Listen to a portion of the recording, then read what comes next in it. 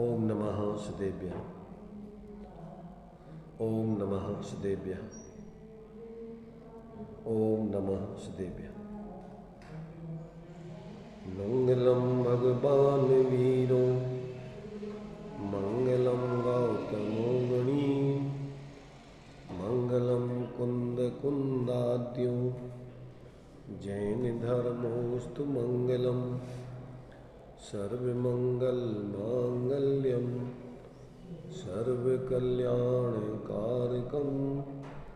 प्रधानम सर्वधर्माणां जैनं जयतु शासनम जैनं जयतु शासनम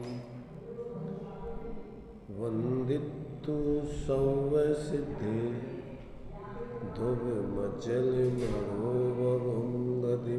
पत्ते मोक्षामि समय पाहुण निर्णमो सुविकेरली भणिदम् नमः समय साराय शानभूत्या चकाशते चित्स्वभावाय भावाय सर्वभावान्तरच्छिदे।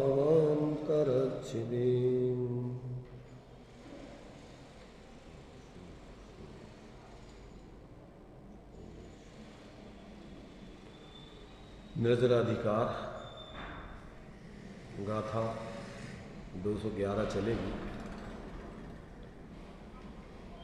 ज्ञानियों के किस किस का परिग्रह नहीं होता है, क्योंकि उनका मूल में तो एक अपने उस आत्मा को ही सर्वांगीण वो ग्रहण करके उसे ही अपना सब कुछ जानते हैं, उसी को संपूर्ण रूपेण ग्रहण करके जीते हैं। इसलिए अपने उस निःशुद्धात्म तत्व को छोड़ के बाहर में वो जितने भी संयोग संयोगी भाव आदि हैं उन सब को अपने से पृथक जान करके उनका अवलंबन नहीं करते, उनका आश्रय नहीं करते, उनको अपना स्वरूप नहीं जानते मानते।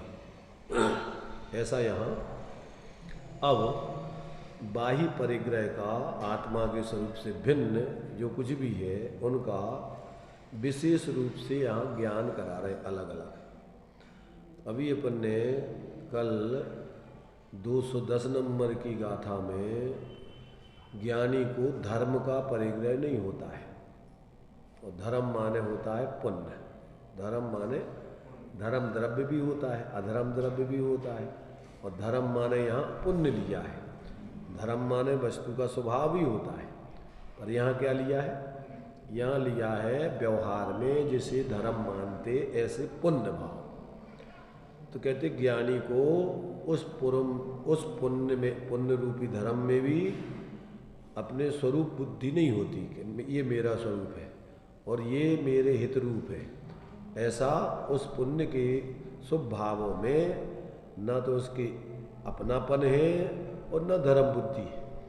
इसी प्रकार जो अब इस गाथा में कहते हैं कि ज्ञानी को अधर्म का परिग्रह नहीं होता।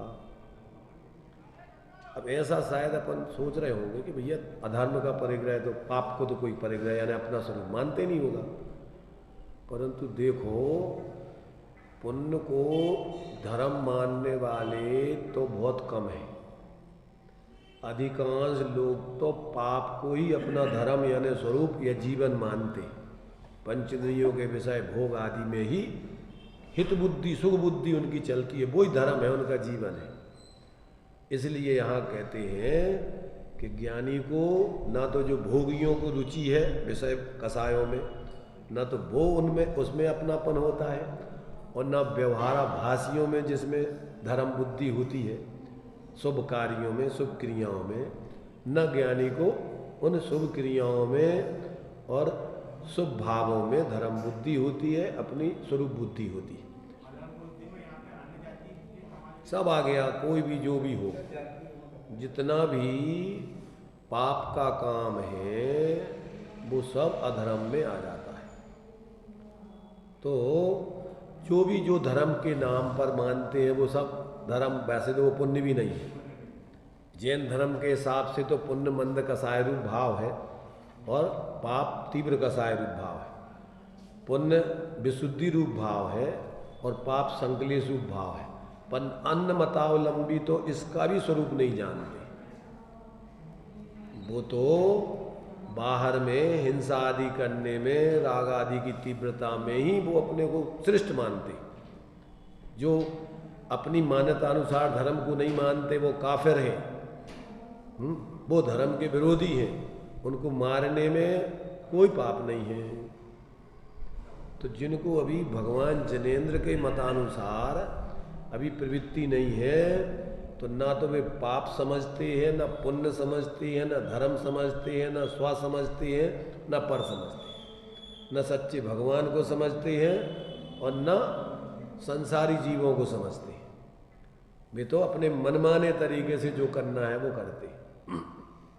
इसलिए यहाँ जो वास्तव में आत्मा का मूल स्वरूप है, जब तक उस मूल स्वरूप को अपना स्वरूप जान मानकर उसका अवलंबन नहीं करते, जो वे सभी जीव क्या है, बहिरात्मा है, अज्ञानी है, मिथ्या दृष्टि है, चतुर्गति के पात्र हैं, वे कभी जीवन में सुख शांति प्राप्त नहीं करते। तो यहाँ तो वो बात यहाँ बताई जा रही।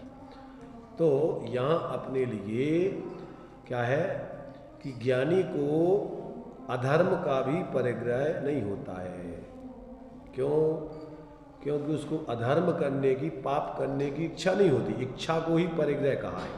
इच्छा कहो, मूर्छा कहो, वो ही मूल में क्या है, परिग्रह है।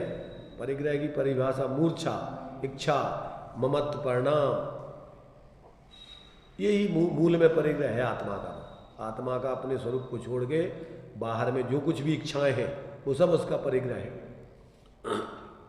पर में मूर्छा है, लगाव है, वो सब क्या है, वो परिग्रह है। तो यहाँ सभी प्रकार के बाहर के लगाव का निषेध किया जा रहा है। बाहर के पदार्थ तो अपने आत्मा है ही नहीं, आत्मा के है ही नहीं, परंतु उसका भी ज्ञान नहीं है अज्ञानी जीवों को। तो अब सबसे नज़दीकी बाह्य पदार्थ शरीर है और नज़दीकी कर्म है, तो कर्म तो दिखते नहीं है। तो मूल में तो अपन शरीर ही, देह जीव को एक गिनता है। जो पर्याय प्राप्त होती है संसार में, जीव मूल में तो उसी को अपना स्वरूप मान लेता है और उसी के परिणमन को अपना परिणमन मानता है। तन उपजत अपनी उपज जान, तन नसत आपको नाश मान, और तन के परिणमन से अपना परिणमन जान। चाहे बाल अवस्था हो, जवान अवस्था हो, वृद्ध अवस्था हो, स्वस्थ अवस्था हो, बीमार अवस्था हो, मोटी अवस्था हो, पतली अवस्था हो, गोरी अवस्था हो, काली अवस्था हो, वे ही अपने हैं। जो सहनन है, संस्थान है, वे ही अपने को बस उसी रूप मानता है। जो अभी अपन ने जीव अजीव अधिकार में 50 से 55 गाथा, 6 गाथाओं में जो अजीब का स्वरूप बतलाया था, 29 भाव, वर्ण से लेकर गुण स्थान पर्यंत, वो सब अजीब हैं, जीव नहीं है। तो अभी जब तक जीव को ऐसा अंदर में अपने उस एकत्व भक्त एक रूप आत्मा की अनुभूति, प्रतीति, उसकी स्थिरता नहीं होती, तब तक जीवन में उसके धर्म नहीं होता है। तो यहाँ आचार्य कह रहे हैं, भैया देखो कितने प्रकार से जीव भ्रमित है। निर्जरा तो किनको होती है कि जो अपने उस एकत्व भक्त आत्मा की श्रद्धा, ज्ञान, लीनता करके जीते हैं, उनको निर्जरा होती है। उसका अवलंबन करके स्वरूप की साधना करते हैं, उनको निर्जरा होती है। क्योंकि निर्जरा मोक्ष मार्ग की सम्यक दर्शन से चालू होती है। तत्वार्थ सूत्र में जो निर्जरा के क्रम बतलाए हैं मोक्ष मार्गियों के, तो सम्यक दृष्टि, श्रावक, विरत, अनंत वियोजक, दर्शन मोह छपक, उपशमक, उपशांत मोह छपक, क्षीण मोह, जिना, क्रम सो असंख्य गुण निर्जरा। यहाँ से मोक्ष मार्ग की निर्जरा चालू होती है। कहाँ से?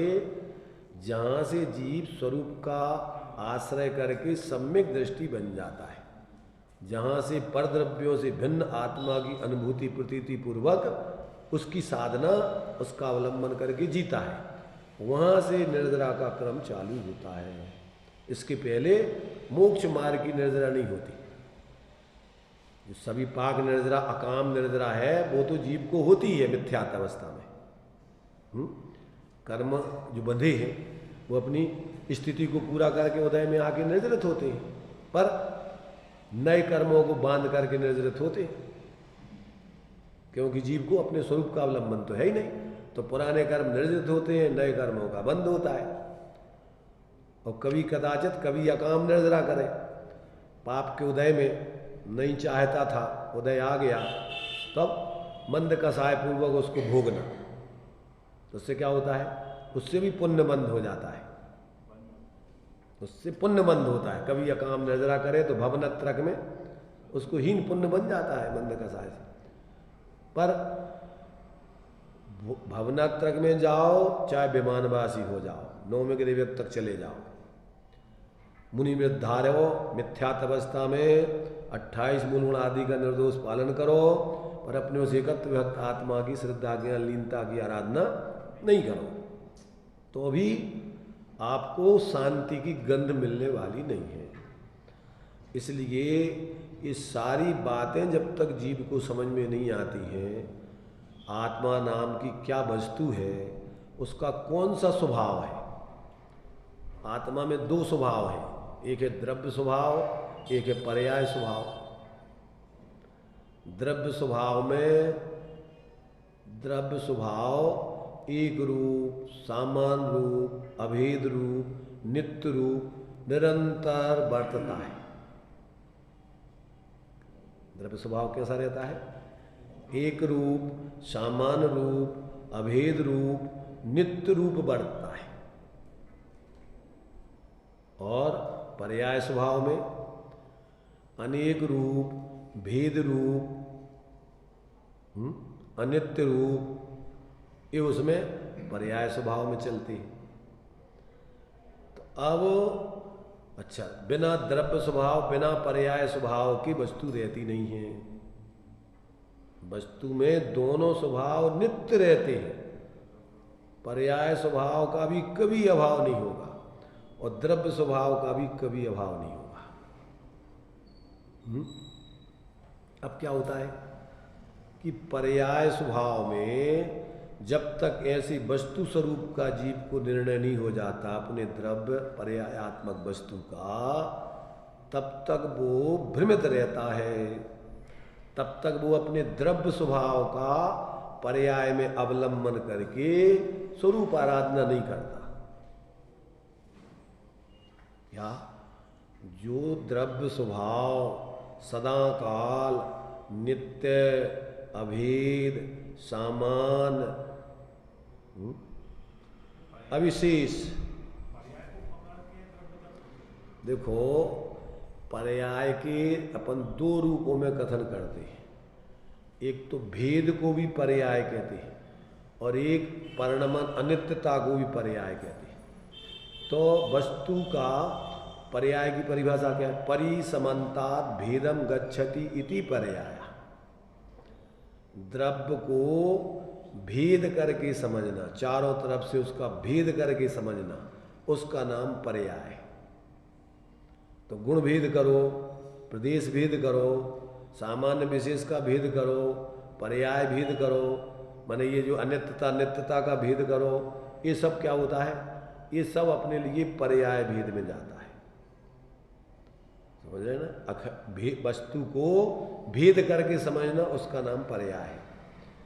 यहाँ तक कि द्रव्य स्वभाव को भी पर्याय कहा है। द्रव्य स्वभाव क्या है? उस पूरी वस्तु की अपेक्षा वो भी एक हिस्सा है उसका।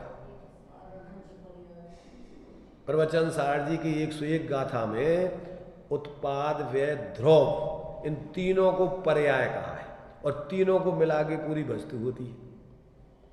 उत्पाद, व्यय, ध्रुव युक्तम सत, सत द्रव्य लक्षण। द्रव्य किसे कहते हैं? इन तीनों मय अखंड वस्तु द्रव्य कहलाती है।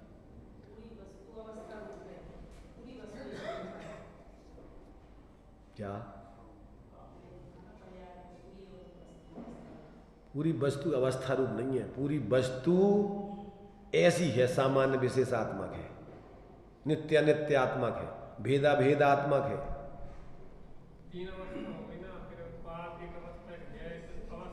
पूरी वस्तु त्रयात्मक है, उत्पाद व द्रव्यात्मक है अथवा गुण पर्यायात्मक है, और इन सबको अखंड मिला दो तो पूरी वस्तु होती है। एक को मान लो तो भी वस्तु तुमने नहीं समझी। वस्तु को अकेली ध्रुव ध्रुव ध्रुव ध्रुव मान लो, सामान्य सामान्य मान लो, एक एक मान लो, अभेद अभेद मान लो, तो वो एक पक्ष हुआ उसका द्रव्य स्वभाव। हाँ, अपेक्षा से तीनों अंश।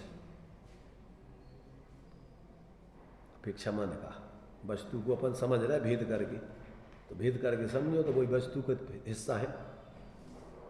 तो अब उसमें से अपन को अब ये तो ज्ञान में अपन ये सारी चीजें समझो, पर प्रयोजन साधने के लिए अपन को किसे मुख्य करना, किसे गौण करना, ये महत्वपूर्ण है। अकेले सब भेद प्रभेद पंडिताई से समझ लो, इससे भी कल्याण नहीं होना। वस्तु ऐसी भी है, ऐसी भी है, ऐसी भी है, ऐसी भी है, ऐसी, इससे क्या होना? 11 अंग 9 पूर्व तक का ऐसा जानकारी करके और जीव ने अनंतों बार ऐसा पंडिताई कर ली, परंतु अपने द्रव्य स्वभाव का पक्ष लेकर पर्याय स्वभाव में उसका अवलंबन करके, जो पर्याय में अभी तक पर्याय भेदों में और परापर में और विभाव आदि में जो एकत्व मत करके जी रही है, मैंने उसको अपना स्वरूप जान रहे मान रहे, तो अब अपन को उस पर्याय में, यानी अपने ज्ञान में कहो, अभी पहले पर्याय तो अभी पूरे अनंत गुणात्मक है, परंतु ज्ञान में, अभी ज्ञान में भ्रम चलता है अनादिकाल से। ना तो वो अपने द्रव्य स्वभाव को जानता है, ना पर्याय स्वभाव को जानता है, ना पर्याय में क्या स्वाभाविक परिणमन है, क्या वैभाविक परिणमन है, क्या एक देश शुद्ध परिणमन है और क्या पूर्ण देश शुद्ध परिणमन है। पर्याय में सामान्य रूप से 4 प्रकार का परिणमन होता है, जिसको अपन आगम की भाषा में कहें तो औपसमेक, छायोपसमेक, छायक और औदिक भाव रूप 4 प्रकार का परिणमन पर्याय में चलता है।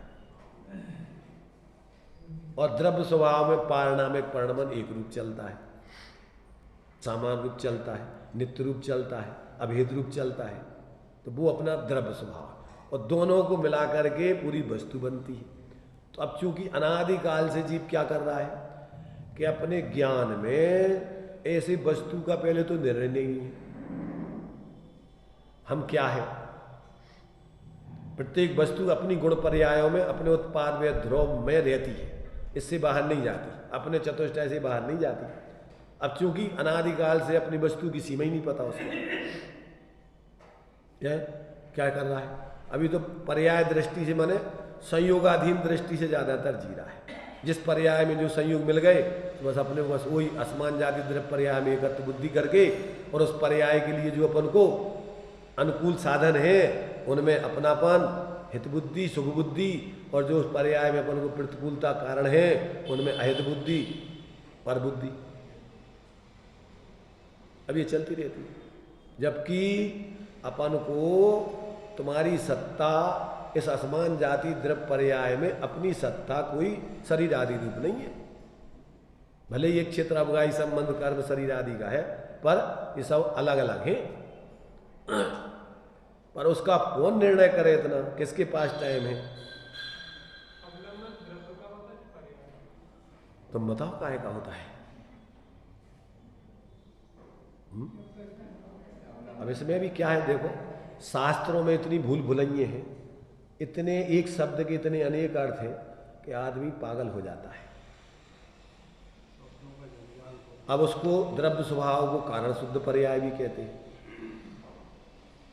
एक रूप दशा द्रव्य की रहती है, अभेद रूप दशा, सामान्य रूप दशा, तो उसको अपन कारण शुद्ध पर्याय भी कहते हैं, द्रव्य स्वभाव भी कहते हैं, सामान्य स्वभाव भी कहते हैं, अभेद स्वभाव भी कहते हैं, ज्ञान स्वभाव भी कहते हैं।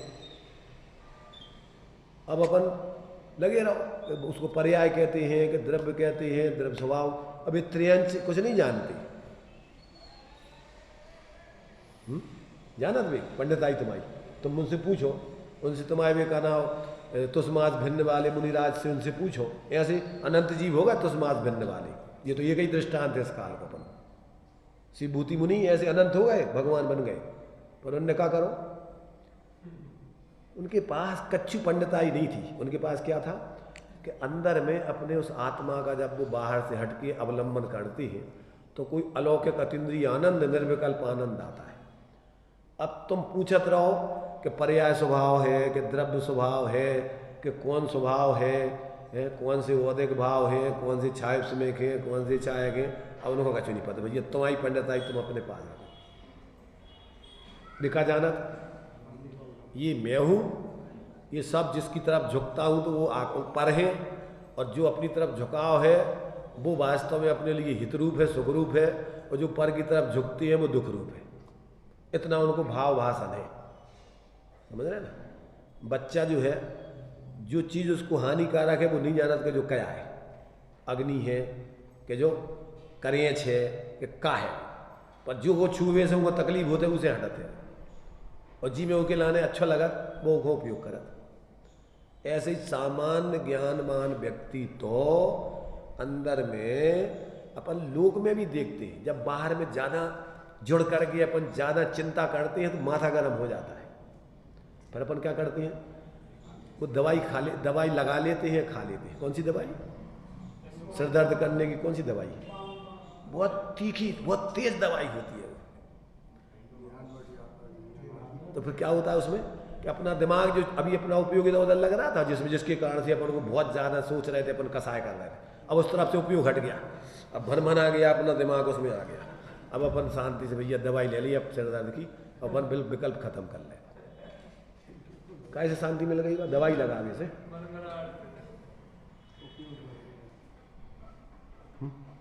बहुत भ्रम है, बहुत भ्रम है। अब जी कोई हो, अब साधु संत है, अब मकान नहीं है, सभी दुखी नहीं हो रहेगा। महाराज भी अगर मिथ्या दृष्टि है, भेद विज्ञान नहीं है, तो वे भी उनको भी मकान नहीं हो रहा तो दुखी हो रहा है, उनको भी चाहिए जगह। और वे संतशाला के नाम पे मकान बनवाएंगे अपना, समझ रहे ना। और जिनको आत्मबोध होगा वे मकान तो 6-6 खंड छोड़ के आए, अब उनके लाने चाहने कौन मकान। अब तो उनको अपना बनाओ मकान निज घर में आ गए भी, तो अब तो उनको बाहर के विकल्प ही नहीं है। तो बाहर में चाहे तुम साधु बन जाओ और चाहे गृहस्थ बने रहो, जब तक तुम अपने उस चेतन मकान स्वरूप का निज घर में नहीं आओगे, तब तक तुम्हारे लाने बाहर की जरूरत रहेगी, बाहर के विकल्प रहेंगी, बाहर की आकुलता होगी। क्यों? तो उसका उपाय नहीं है। परिणति को आश्रय चाहिए, या तो स्व का आश्रय करेगी या पर का, इसके अलावा कोई परिणति रह ही नहीं सकता। तो जब तक उसको स्वावलंबन से अतीन्द्रिय आनंद नहीं आता है, तब तक वो निरंतर चाहे धर्म के नाम पर परावलंबन करे और चाहे लौकिकता के नाम पर रात दिन पागलपन में लगा रहता है। धर्म के क्षेत्र में आ जाए तो इस क्षेत्र में भी नेतागिरी करता रहता है, बाहर में जो बना लो, जो कर लो, वो फलानो कर लो, ढेकानो कर लो, विधान करवा लो, का करवा रहे तुम, का नहीं करवा रहे तुम, ऐसे ही बैठे हो, करो कछु न कछु। तो कर्वे में धर्म मानता है, और स्वभाव कर्म धर्म है कि शांत रहे वो धर्म है, निर्विकल्प रहे वो धर्म है कि विकल्प कर्म धर्म है। और फिर क्या करता है वो? अब पंचम काल या है, ये काल में तो जो ही हुई है धर्म, और क्या हुई है नरकों में तो स्वरूप को अनुभव करके भी सच्चो धर्म पालित, और तुम मनुष्य होकर के नरकों से भी गए बीते हो। पंचम काल इतना प्रतिकूल है नरक से भी ज्यादा, जिसमें तो अपने स्वरूप को अनुभव नहीं कर पा रहे। बहानेबाजी के लाने बहुत है काम भटके बेबालों के, और जिसको कल्याण करना है, कहावत है बुंदेलखंड, नाच ना आवे। अगर तुम्हारा ये स्थान अच्छा बना होता तो हम वो नाच करके बताते, और जिसको नाचना है वो, अरे वो तो अंगारों पे भी नाचता है, कांटों पे भी नाचता है, सूलियों पे भी नाच जाता है। नाचता कि नहीं? कांच के टुकड़े डालते जाओ तो भी नाचेगा। इसलिए भाई आत्मार्थी को कोई बहानेबाजी नहीं है, ना वो उदय को रोता है, न संयोगों को रोता है, न किसी और को दोष देता है। वो तो अपनी गलती आप करे, अपनी गलती सुधार करके स्वाश्रय से धर्मात्मा बनता है। कोई उदय, कोई परिस्थिति उसको आत्मकल्याण में बाधक नहीं। बाधक है तो उसकी विपरीत मान्यता, बाधक है तो उसका ज्ञान में भ्रम, अनिर्णय। ज्ञान में निर्णय हो जाए तो 3 लोक में उसके लिए कोई अपने स्वरूप आराधना से च्युत नहीं कर सकता है। इसलिए भाई देखो, जब तक ज्ञान में अपना द्रव्य रूप स्वभाव, एक रूप स्वभाव, नित्य रूप स्वभाव, तो जिसको अपन द्रव्य स्वभाव बोलते हैं उसको अपन एक रूप परिणमन की अपेक्षा कारण शुद्ध पर्याय भी बोलते हैं। और उस एक रूप परिणमन का अवलंबन ही ज्ञान में समझा जाता है। आपकी पर्याय में कुछ भी परिणमन हो रहा हो, पर्याय स्वभाव का तो परिणमन के बिना रहती नहीं है। तो परिणमन अनादिकाल से तो बहिर्मुक्ता का परिणमन चल रहा है। अब साथ में अपना द्रव्य स्वभाव एक रूप निरंतर बना हुआ है, ध्रुव स्वभाव। अब आप जिस समय जहाँ भी हो, आप अपने ज्ञान में अपने उस सामान्य ज्ञान स्वरूप आत्मा का निर्णय करके, विशेष का तिरुभाव करके और सामान्य का आविर्भाव करके, माने ज्ञान में लेकर के उसका अवलंबन करोगे, उसी समय मिथ्यात्व का नाश होकर सम्यक की प्राप्ति हो जाएगी। अब क्या होगा? अब पर्याय स्वभाव में स्वाभाविक परिणमन चालू होगा। अभी तक कौन सा परिणमन चल रहा था? पर्याय स्वभाव। तो पर्याय स्वभाव के बिना तो वस्तु रहती नहीं है। अब उसका परिणमन या तो परावलंबी चले या स्वावलंबी चले। अब स्वावलंबन में भी आंशिक शुद्धता वाला हो या पूर्ण शुद्धता वाला हो। आंशिक शुद्धता वाला को अपन आगम में औपसमेक, छायुप समेक, सम्यक छायुप समेक और छायक भाव बोलते हैं, और परावलंबन वाले को अपन औदिक भाव बोलते हैं। और पारिणामिक भाव ज्यों का त्यों एक रूप, सामान रूप, निरंतर उसका परिणमन चलता ही रहता है। वस्तु में सब जगह रहता है, वो किसी भी पर्याय को छोड़ करके नहीं होता है। सभी पर्यायों में वो सामान्य स्वभाव ही व्यापक है। पानी गर्म रहो, ठंडा रहो, तरंगित रहो, शांत रहो, पर पानी पना कहीं उनसे अलग हो जाएगा क्या? हाँ, अनेक रूप परिणमन, अनित्य रूप परिणमन, नित्य रूप परिणमन। अब उसके भेद दूसरे पक्ष की अपेक्षा अनेक अनेक नाम दिए जाते हैं। जब भेदों की तरफ से कहेंगे तो अभेद परिणमन कहेंगे, जब पर्याय की तरफ से कहेंगे, परिणमन की तरफ से तो नित्य परिणमन कहेंगे, जब विशेषों की तरफ से कहेंगे तो सामान्य परिणमन कहेंगे, जब भेदों की तरफ से तो अभेद परिणमन। अब उसी के नाम बदलते जाते हैं, क्या वो एक ही वस्तु। जैसे अपन एक व्यक्ति को अपन रिश्तों के, नातों की अपेक्षा, निमित्तों की अपेक्षा अलग नाम दे देते हैं कि भैया जी कौन आए, कि जी हमारे भांजे साहब आए, कि जी हमारे कौन आए, कि जी हमारे भाई आए, कि जी कौन आए, कि जी हमारे पिताजी आए, ये कौन आए, कि जी हमारे पतिदेव हैं।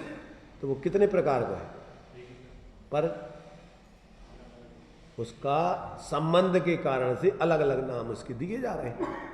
तो उसी आत्मा द्रव्य स्वभाव को भेदों की अपेक्षा क्या बोलते हैं अपन? भेदों की अपेक्षा अभेद बोल देते हैं, परिणमन की अपेक्षा उसको नित्य बोल देते हैं, और सामान्य की विशेष की अपेक्षा उसको सामान्य बोल देते हैं। अब उसके नाम बोलते रहो, अध्रुव की अपेक्षा ध्रुव कह देते हैं। तो अब वो एक ही है, वो द्रव्य स्वभाव। अब उसको आप नाम क्या क्या दे रहे हो, अब देते रहो। तो ऐसा जब तक व्यक्ति को अपना स्वरूप समझ में नहीं आता और पर्याय में उसका अवलंबन करके पर्याय अभेद होकर के और स्वाश्रित परिणमन नहीं करती है, तब तक जीवन में उसकी शांति की गंध नहीं आती। जो हम 4 पक्ष बोलते हैं ना, कौन सा? निश्चय, व्यवहार, उभय, अनुभय। उसको अब इन धर्मों के आधार पर अनंत ऐसे 4 पक्ष बन जाएंगे। भेद अभेद, उभय अनुभय, सामान्य विशेष, उभय अनुभय। जितने भी विरोधी हैं उनके इतने 4 पक्ष बन जाएंगे। समझ में आ रहा है? तो अब आपको समझना है, एक ही वस्तु की ये 2 चीजें हैं। तो अब उसको सामान्य विशेष कहो, तो सामान्य विशेष वस्तु है, सामान्य विशेष आत्मा। अब क्या है? विशेष अपन विशेष का पक्ष कौन सा लेना है? विशेष का पक्ष भी गुण का लेना है, कि पर्याय का लेना है, कि प्रदेशों का लेना है, कि धर्मों का, कौन का लेना है? अब उसमें भी बहुत से पक्ष हैं। तो जब तक आपको ये समझ में नहीं आएगा, तब तक क्या है कि पहली चीज तो सोचना ही नहीं लोगों को इस बारे में, टाइम ही नहीं है कोई के पास, काहे के लाने, समझ भी को, और समझ भी को तो छोड़ो, मरबे ही को टाइम नहीं है, समझे की बात तो दूर रहो। अपन उनसे कहो कि भैया आओ थोड़े सुनो बैठो, अरे हमारे पास तो भैया मरबे तक को टाइम नहीं है, मरबे को टाइम नहीं है तुम्हारे पास है। मौत तुमसे पूछ के तुम्हें ले जाएगी कि भैया है टाइम तुम्हारे पास तो हम आ जाए ले भी तुम। मैंने ऐसा पागलपन में उसको होश ही नहीं कि हम का बोल रहे हैं। इसलिए ये जब तक अपन को पूरा वस्तु का स्वरूप कैसा है और अपन को उसमें से कैसे अपना प्रयोजन साधने के लिए किसे मुख्य गौण करना, और उसमें फिर मोक्ष मार्ग प्रवृत्ति होने पर गुणस्थान प्रमाण हमारी क्या दशा होगी, जब तक ये सब ज्ञान नहीं हो तब तक भ्रम के अलावा कुछ नहीं। चाहे वे तुम साधु बन जाओ, चाहे क्षय उपसम ज्ञान में पंडिताई कर लो, और चाहे बाहर में पैसा वाले बन करके नेतागिरी कर लो। समझ रहे, तीन ही प्रकार के नेता मिलेंगे समाज में तुम्हें। कौन कौन से? या तो मिलेंगे तुम्हें बाहर के त्याग वाले नेता, कोरे नेताओं की बात कर रहे हैं अपन। मोक्ष मार्ग के सच्चे नेता तो भगवान जिनेन्द्र है। मोक्ष मार्ग से नेतारम वेत्तारम कर्म भूरताम ज्ञातारम विस्तत्वानाम वंदे तद्गुण लभते। तो मूल में तो जो सच्चे धर्मात्मा होकर के और दूसरों को नेतृत्व यानी वस्तु स्वरूप समझा करके धर्म के मार्ग में लगाने के निमित्त बनते हैं, वे तो कोई अलग होते। पर ये जो अज्ञान दशा में वर्तमान के आज सम्यक दृष्टि तो पैदा होते नहीं, तीर्थंकर तो है ही नहीं। अब तो हर व्यक्ति चाहे धर्म का क्षेत्र हो चाहे लौकिक क्षेत्र हो, हर व्यक्ति नेता बनना चाहता, सामान्य नहीं रहना चाहता। एक एक मुनि है तो सब आचार्य बनना चाहते, जबकि आचार्य संघ के आचार्य होते कि एक एक मुनि आचार्य होते। किसका आचार्य बना कर रहे हैं, किसको निर्देशन कर रहे हैं? और फिर उसमें भी क्या है, फिर उसमें भी सामान्य आचार्य नहीं बनना चाहता, गणधर आचार्य। माने दुनिया की और विशेषताएं लगाना चाहता है, अपन और दूसरे से विशेष बताना चाहता है। ये सब मिथ्या दृष्टि का लक्षण है। सम्यक दृष्टि तो अपने को सामान्य अनुभव करता है और पर्याय में भी सामान्य नहीं जीता है। वो ज्यादा बताना नहीं चाहता, ज्यादा बताएगा तो सामान्य हो जाएगा। आचार्य अपने पद पे रहते हुए कई आचार्यों को बना दें, ऐसा होता है? देखो भाई, अपन भगवान महावीर स्वामी के संग में कितने गणधर थे, बस किसी के गणधर नहीं थे वे। समझ रहे ना, वे गणधर जो है उनकी सामर्थ्य है झेलने की, द्वादशांग जन्माणी को झेलने की सामर्थ्य। तो वो तो एक योग्यता है उनकी, वो कोई बनाने बनने की बात है क्या? भाई गणधर माने संघ को निर्देशन करने की सामर्थ्य तो बहुत ही है उनमें। तो अब उसमें जब एक संघ का प्रमुख होता है, पहले हजारों मुनिराज रहते थे, पर आचार्य उनमें 24,000 संघ के अधिपति एक ही थे। कौन? जो दक्षिण के लिए चल गए थे, कौन से? जब अकाल पड़ा था, भद्रबाहु स्वामी। तो अभी तो सब 24,000 पूरे मुनिराजों के संघ के अधिपति वही थे गणधर आचार्य। फिर बाद में जब अपन आचार्य माने समाधि आदि करने लगते हैं तो वो दूसरों को वो योग देख करके और वो संघ के लोग उनको स्वीकार करते हैं। वे अपनी तरफ से नहीं बनना चाहते, उनको स्वीकार करते, ऊपर से दिया जाता है पद। वो जो ऊपर के होते वे समझते हैं कि ये इसमें सामर्थ्य है, और वे फिर पूरे संघ से अनुमति लेते कि भैया देखो ये इनके लिए आचार्य बना रहे हैं, आप लोगों को स्वीकार है सबको कि नहीं? पूछेंगे, अगर सबको स्वीकार है तो भी कहते नहीं साहब हमारे लिए बिल्कुल स्वीकार है पूरा, तब आचार्य बन। ऐसा नहीं है कोई अरा करा नत्थु करा चलो तो तुम्हें आचार्य बना दो, तुम आचार्य बन गए, उसकी विधि है पूरी। तो मतलब देखो, पहली चीज तो आचार्य उपाध्याय मिथ्या दृष्टि नहीं होती। क्यों? उपाध्याय का लक्षण बताया है कि भी द्वादशांग के पाठी होते हैं मूल में, तो और मिथ्या दृष्टि द्वादशांग का पाठी 11 अंग 14 पूर्व का पाठी होता नहीं। दूसरी बात, मुनि आचार्यों के जो लक्षण बतलाए, 10 धर्म, 12 तप, पंचाचार, 3 गुप्ती, तो ये 6 आवश्यक, ये सब सम्यक दृष्टियों के होते, मिथ्या दृष्टियों के 10 धर्म नहीं होते। मुनि तो मिथ्या दृष्टि सम्यक दृष्टि दोनों हो सकते हैं, पर उपाध्याय आचार्य मिथ्या दृष्टि नहीं हो सकते, ये सम्यक दृष्टि होते। अब आज तो व्यवस्था क्या है, आज सम्यक दृष्टि तो पैदा ही नहीं होते। और वर्तमान में अपन कौन निर्णय करे इसका तो कौन क्या है।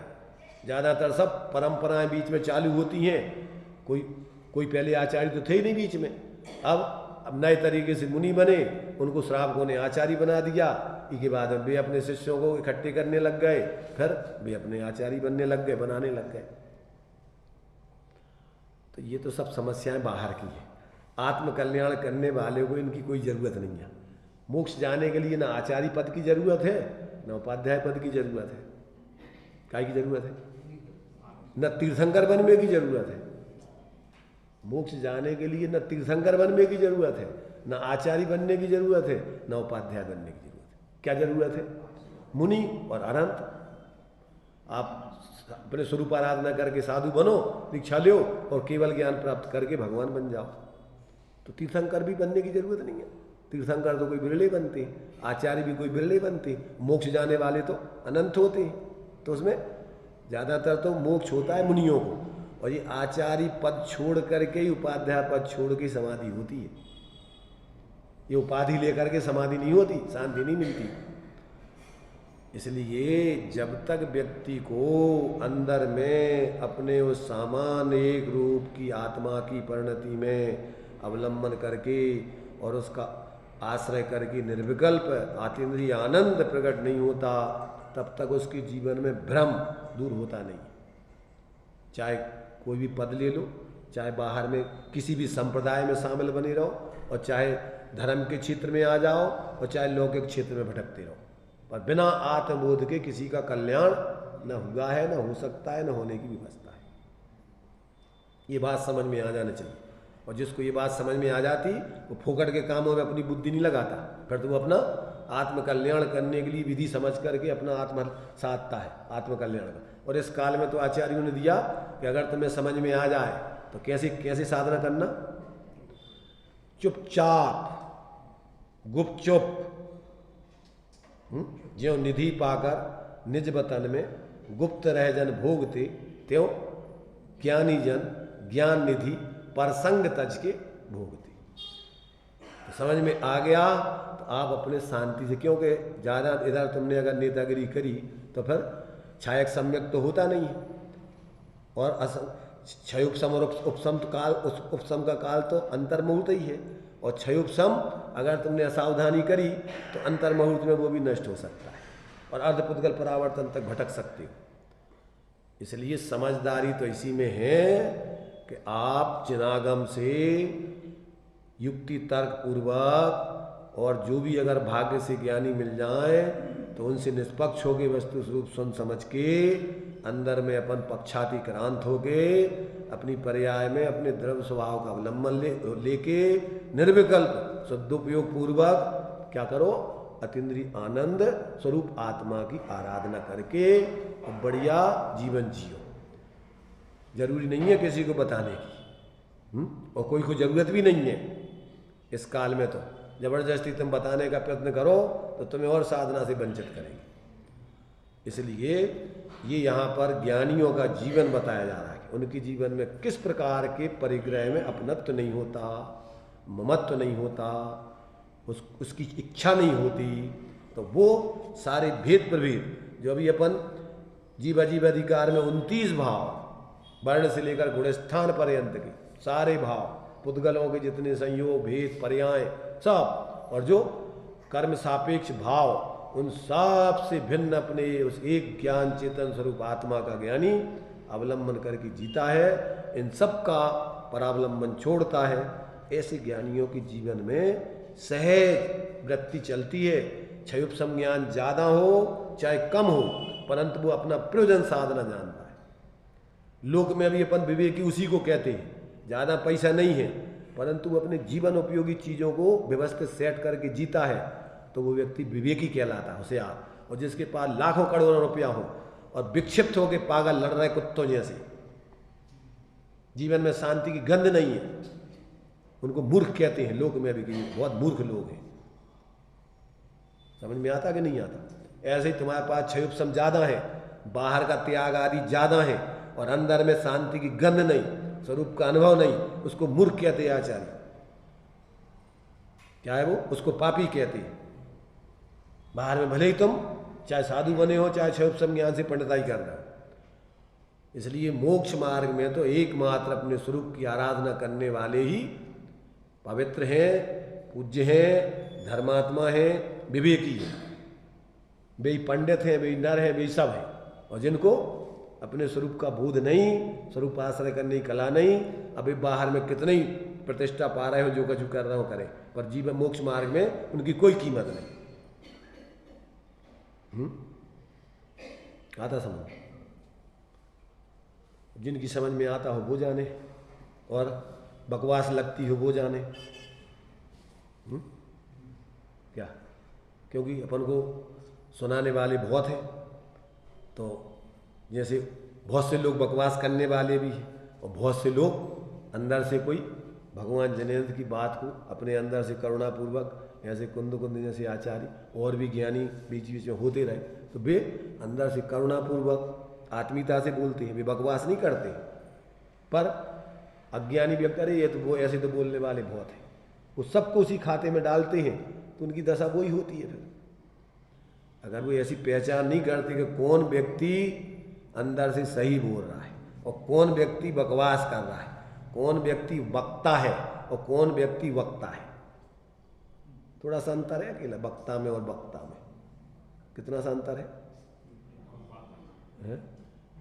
एक में पेट फाड़ दिया है और एक में बिगर पेट फाड़ा हुआ है। तो पेट फाड़ा हुआ वक्ता है, उसको तो क्योंकि तकलीफ है बोलने की, उसको तो आदत है, अगर नहीं सुने कोई तो उनको बहुत तकलीफ होती है। और एक को बोलने में तो तकलीफ होती है, समझ रहे ना? वो तो जब सोचता है कि भैया यहाँ अपन को बोलना उचित है, इनका भी हो सकता है तो हो जाए, तो फिर वो आत्मीयता से, करुणा बुद्धि से जितना जरूरत है उतना बोलता है। तो आप देख लो कि कौन वक्ता है और कौन वक्ता है, किसको नहीं बोलने में तकलीफ होती है, किसको बोलने में तकलीफ होती है, किसको बोलने में रस आता है और किसको बहुत संतुलन पूर्वक जितनी जरूरत है उतना बोल के, और उस बोलने को भी वो हे जानता है। क्या आ रहा कुछ समझ में? अरे इतनी भी समझ हो जाए तो पात्रता समझना।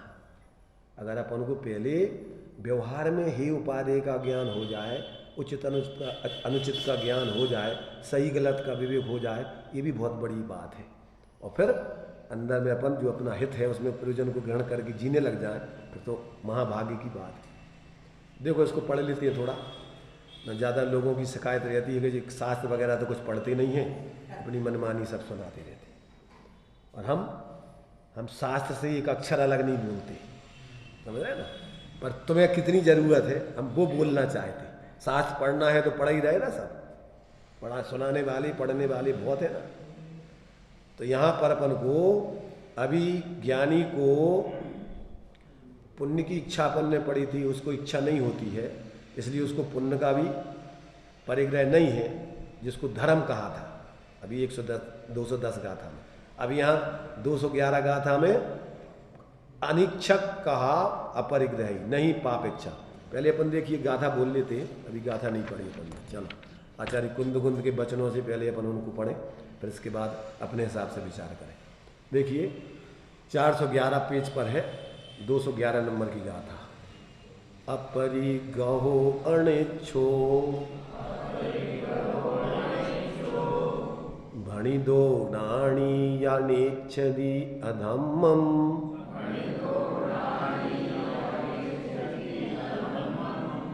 अपरिग्रहो अधम्मस्य जान गो तेन सो होदी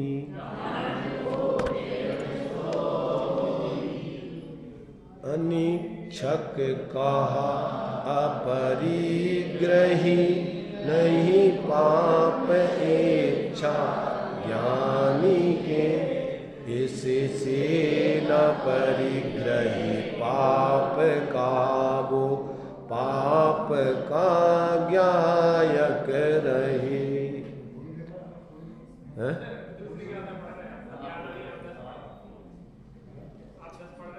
अनीक्षक कहा अपरिग्रही नहीं पाप का पाप इच्छा ज्ञानी के, इससे न परिग्रही पाप का वो पाप का ज्ञायक रहे।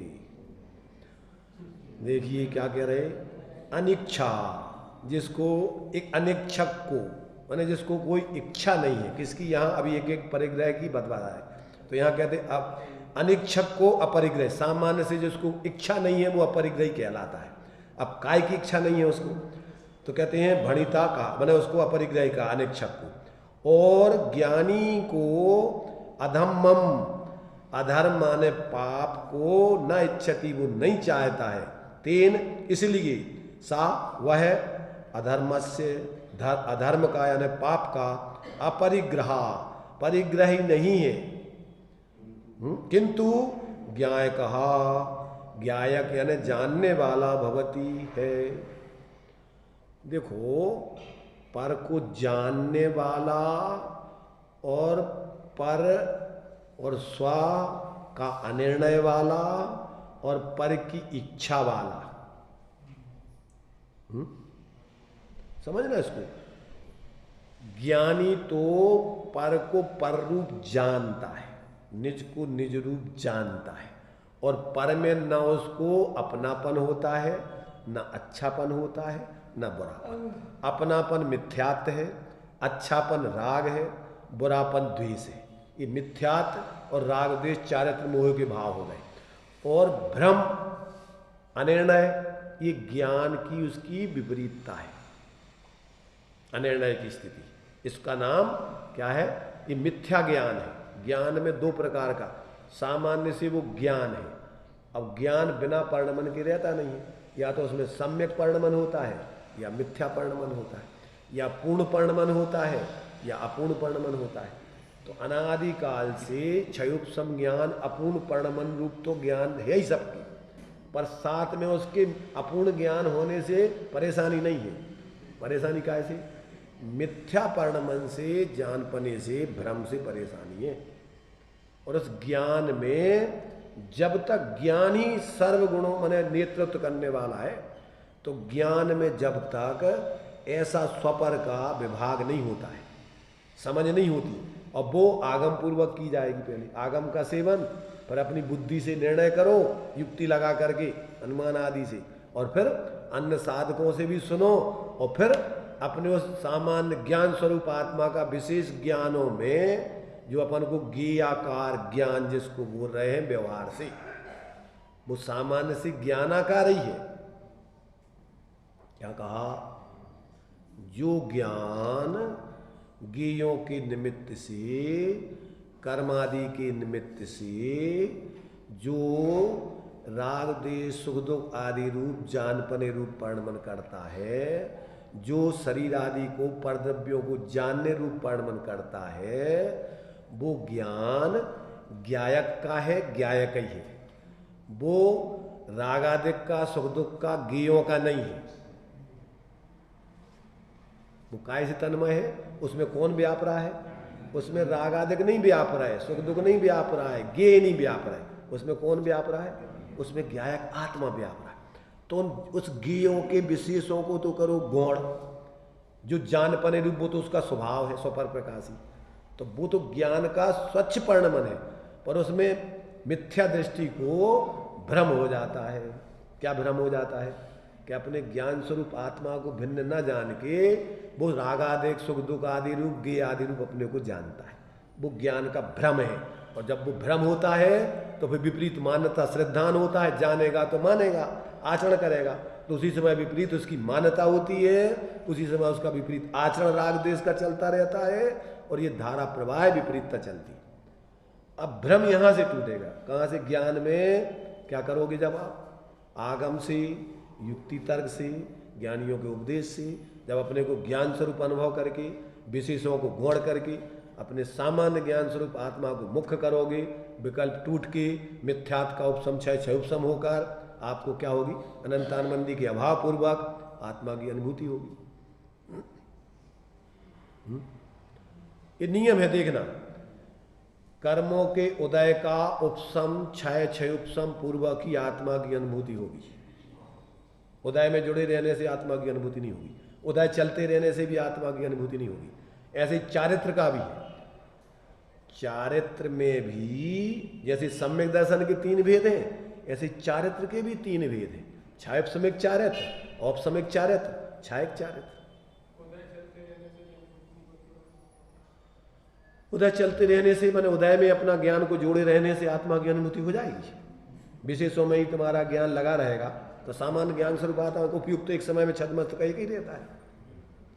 तो आप विशेषों को जानते रहोगे तो आपको सामान्य आत्मा की अनुभूति हो जाएगी, और सामान्य आत्मा की अनुभूति नहीं होगी तो मिथ्यात्व का नाश हो जाएगा। अरे उदय में ही ज्ञान को लगाए रहने से, विशेषों में ही लगाए रहने से आपको अभेद आत्मा की निर्णय नहीं होगा। क्यों? उपयोग तो तुम्हारा छद्मस्त का एक जगह ही लगेगा, दो तो एक संग लगते नहीं है। इसलिए ये टेक्निक है कि किसी भी परिस्थिति में आप रहो, आप अपने उस ज्ञान में ज्ञेयों को गौण करके अपने ज्ञान स्वरूप आत्मा को, सामान्य को ऊर्ध्व करो और विचलित मत हो, साक्षी रहने का अभ्यास करो। तो उससे क्या होगा? उससे मिथ्यात्व गलेगा। और किसी समय जब आप इसको विशेष पुरुषार्थ करते रहोगे तो क्या होगा? किसी समय स्वरूप की ऊर्ध्वता करने पर मिथ्यात्व आदि का उपशम होकर, सबसे पहले मिथ्या उपशम होगा, अनुदय होगा। अनुदय होगा कैसे होगा? सत्ता में आते हुए कर्मों का अंतर्करण विधान से, जैसे काई पानी में छाई रहती है, तो जैसे अपन कुछ को इधर कुछ को इधर, ऐसे कुछ कर्म मिथ्यात्व के पहले ही उदय में आएंगे, कुछ बाद में उदय आने की स्थिति, और वर्तमान उसको स्थिति को खाली कर देंगे। तो उसमें क्या होगा? उदय नहीं होगा जब, तो उस समय आत्मा की अनुभूति प्रतीति हो जाएगी। एक क्रम है उसका। अज्ञानी को ही चालू करना पड़ेगा। ज्ञानी को तो साक्षी यथार्थ रूप में सम्यक ज्ञान पूर्वक होता है, वितरागता पूर्वक होता है, पर मिथ्या दृष्टि को पहले मिथ्यात्व दशा में ही साक्षी का अभ्यास करेगा तो उसकी कसाएं मंद होंगी, उसका मिथ्यात्व गलेगा और धीरे धीरे अनुदय होकर आत्मा की अनुभूति प्रकट होगी। इसलिए टोडरमल जी ने लिखा कि तुम तो तत्व अभ्यास करो, मिथ्यात्व का जिस समय उपशम होना होगा वो हो जाएगा। कर्मों का उपशम चाहे से उपशम का जीव करता है नहीं, वो तो ऑटोमेटिक होता है। सम्यक का करता तो क्यों नहीं है? जब वो मिथ्यात्व का करता है तो सम्यक का क्यों नहीं है? परद्रव्य का करता नहीं है सर। मोह कर्म है मिथ्यात्व, तो उसका करता नहीं है। अपने मिथ्यात्व के भावों का करता तो है। अगर नहीं हो गए तो अपन को क्या तकलीफ है? फिर बनो रहने दो ना मिथ्यात्व। इसलिए वो पर्याय का करता तो जीव ही है, क्योंकि उसको स्वभाव का बोध कराना है। उसको अपन किसी अपेक्षा से कर्म के खाते में डालकर उसको भी अपन प्रकृत कह देते हैं, पर ये उपचार का कथन है। परमार्थ से कथन तो आत्मा ही अपने मिथ्यात्व भाव का करता है, निश्चय से, अशुद्ध पर्यार्थक न ऐसी, अशुद्ध निश्चय से। अगर उसको सर्वथा वो पुद्गल का ही कर्म ले तो एक वस्तु दूसरी वस्तु की कर्ता हो गई, द्विक्रियावादी हो गया। अपने मिथ्यात्व भाव का कर्ता आत्मा को ही माने और कर्मों को ही माने, अथवा कर्मों को ही माने, तो ये तो मिथ्या दृष्टि हो गया। तो क्या कह रहे हैं यहां कि यहां ज्ञानी को पाप की भी इच्छा नहीं है, इसलिए पाप का भी परिग्रह उसको नहीं। इसलिए वो अनिच्छक है, अनुच्छुक है पाप का, और अपरिग्रही है पाप का। अब एक एक का सबका परिग्रही है ज्ञानी, अपने स्वरूप को छोड़ के एक अपने एकत्व व्यक्त आत्मा का ही परिग्रह है और बाकी किसी का परिग्रह नहीं है उसको। अब ये तुम्हें भेद करके समझा रहे। पहले तो सामान्य से कि आत्मा स्व का ही परिग्रह ग्रहण करता है और पर परिग्रह को छोड़ देता है, तो पहले तो सामान्य से बता दिया। अब ये विशेष बता रहे हैं तुम्हें कि कौन कौन का वो परिग्रह ग्रहण नहीं करता है ज्ञानी। देखो पढ़ लेते थोड़ा। टीका, इच्छा परिग्रह है, उसको परिग्रह नहीं है। जिसको इच्छा नहीं है, इच्छा तो अज्ञानमय भाव माने अनंतानमंदी जन मिथ्या जन इच्छा, उसको यहाँ इच्छा कह रहे हैं, एकत्व बुद्धि पूर्वक वाली। तो कहते अज्ञानमय इच्छा तो अज्ञानमय भाव है, और अज्ञानमय भाव ज्ञानी के होता नहीं है, माने भेद विज्ञान के अभाव पूर्वक वाला अज्ञानमय भाव। छद्मस्त के अज्ञानमय वाले भाव की बात नहीं चल रही सम्यक दृष्टि की। और अज्ञान तो देखो अपन को ज्ञान में स्वाश्रित परिणाम सब लेते हैं। अब ये अपन ने पहले पढ़ा था संवर आदि तत्व के प्रकरण में, उसमें क्या पढ़ा? ज्ञान माने स्वाश्रित परिणाम, सम्यक दर्शन ज्ञान चारित्र आदि के परिणाम, और अज्ञान माने मिथ्या दर्शन ज्ञान चारित्र के सब परिणाम अज्ञान में जाते हैं। ये सब मिथ्यात राग आदि ज्ञान स्वरूप नहीं है, इसलिए वो सबको अज्ञान में डाल देते। पर यहाँ तो अभी मिथ्यात पूर्वक की अनंतानंदी कसाय की इच्छा और उसको मूल अज्ञान कह रहे हैं। अस्थिरता जन्य को गौण करके ज्ञानी को परिग्रह नहीं, ऐसा कह रहे हैं। क्यों? कि वो अनंत संसार का कारण नहीं है, अल्प संसार का कारण है, तो वो नहीं है बराबर, ऐसा कह करके उसको ज्ञानी कह रहे हैं। अनंत पर पदार्थों में जो अपना लगाव बना रहता है, अपने स्वरूप की तरफ उसका बिल्कुल भी झुकाव या आश्रय नहीं है, ऐसे जीव की बात चल रही है। तो अज्ञानमय भाव ज्ञानी के नहीं होता है, ज्ञानी के ज्ञानमय भाव ही होता है। इसलिए अज्ञानमय भाव जो इच्छा, उसके अभाव होने से ज्ञानी अधर्म को नहीं चाहता, यानी पाप भाव को नहीं चाहता, पंचेंद्रियों के विषयों को नहीं चाहता, किसी भी बाहर के संयोग को नहीं चाहता, अनुकूलता को नहीं चाहता। इसलिए क्या है, उसके लिए कहते अधर्म को नहीं चाहता, इसलिए ज्ञानी के अधर्म का परिग्रह नहीं है। ज्ञानमय एक ज्ञायक भाव के सद्भाव के कारण वह ज्ञानी अधर्म का केवल ज्ञान में ज्ञाता ही है। वो आश्रव के रूप में ज्ञाता हो या भिन्न के रूप में ज्ञाता हो, परंतु वो एकत्व बुद्धि नहीं है उसमें, उस आश्रव में भी अपने में अंदर भी चल रही है। अनंतानंदी के अभाव जन अविरत सम्यक दृष्टि आदि है, तो उसके जीवन में आश्रव होंगे कि नहीं होंगे? होंगे, परंतु वो क्या जानेगा? ये मेरा स्वरूप नहीं है, मेरा स्वरूप तो ज्ञान स्वरूप ज्ञायक मात्र है। ये सब औदिक भाव कर्म के आश्रव भाव है, और ये आश्रव भाव भी छोड़ने लायक है, ऐसा जानेगा। शरीर की बीमारी वो शरीर का हिस्सा नहीं है, हो रही शरीर में, परंतु ये भी अपना शरीर का स्वरूप का कोई हिस्सा नहीं है, न द्रव्य स्वभाव न पर्याय स्वभाव। पर्याय का स्वभाव सम्यक दर्शन ज्ञान चारित्र स्वाभाविक परिणति, और द्रव्य का स्वभाव तो एक रूप नित्य है ही। इस प्रकार से ज्ञानी केवल 11। इसी प्रकार गाथा में अधर्म शब्द बदलकर उसके स्थान पर राग, द्वेष, क्रोध, मान, माया, लोभ, कर्म, नो कर्म, मन, वचन, काय, श्रोत्र, चक्षु, घ्राण, रसन, स्पर्शन, यह 16 शब्द रखकर 16 गाथा सूत्र व्याख्यान रूप करना, और इस उपदेश से दूसरे भी और जितने भी विकारी परिणाम आदि हों उनका भी पर के रूप में विचार कर लेना। अब आचार्य क्या करे?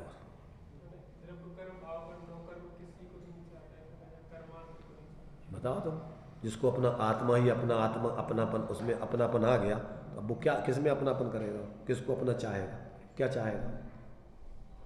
चाहे मात्र यहाँ तक कि मोक्ष की चाहे भी, मोक्ष में ही बाधक है, तो वर चाहे की तो बात छोड़ो। जहाँ जे साधक है निचली भूमिका में कि भैया हमें तो मुक्त होने के अलावा कोई कामना नहीं, तो ये शुभ भाव है, परंतु इस शुभ भाव से मोक्ष हो जाएगा क्या? संसार नहीं चाहे ना, मुक्त दशा चाहे ना, ये आपका शुभ भाव है। क्योंकि अपन को तो सबसे पहले समय यही दिया, यदि मोक्ष की ये कामना, यदि तुम पर्याय में होना चाहते हो तो अब जीव अपने स्वरूप को जानो, उसके अवलंबन से तुम्हें पर्याय में मोक्ष होगा। तो पहले तो तुम्हें संसार की चाह है कि मोक्ष की चाह है, ये बताओ। और फिर संसार की मोक्ष की चाह है तो अकेले मोक्ष की चाह से मोक्ष मिल जाएगा क्या? अब उसके लिए जिसमें हमसे मोक्ष प्रकट होता है उसका अवलंबन करो, उसकी श्रद्धा ज्ञान लीनता करो। तो इस प्रकार से ये अपन को इसमें बहुत सुंदर आचार्य देव जैसा बन सकता है, जिस तरीके से जीव को स्वपर का भेद विज्ञान हो जाए, स्वरूप का अवलंबन हो जाए, तो वैसे बताने का प्रयत्न करते हैं। बाकी कराना उनके हाथ में नहीं है, सिर्फ व्यवहार से बताना ही है। अब वो बताने के लिए पूरे समय सार में उसी को समझाने का प्रयत्न कर रहे हैं। चलिए